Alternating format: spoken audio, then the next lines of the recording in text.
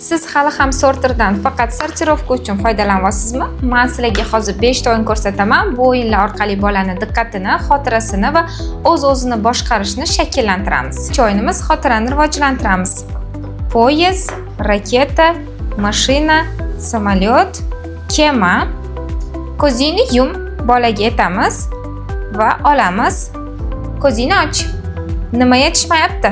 Ikkinchi o'yinimiz ketma-ketlikka o'rgatamiz. Poyezd, mashina, samolyot, kema, raketa. Endi nimani qo'yamiz?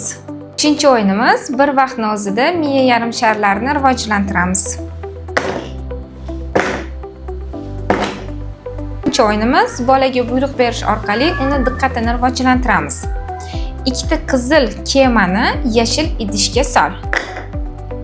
Beshinchi o'yinimiz fazoviy tasvirni rivojlantiramiz. Ko'k samolyotni qizil idishni tagiga sol.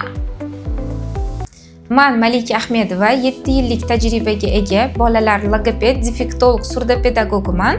Agar farzandingiz nutqida muammolar bo'layotgan bo'lsa, sahifamga obuna bo'ling va qabulimga yoziling.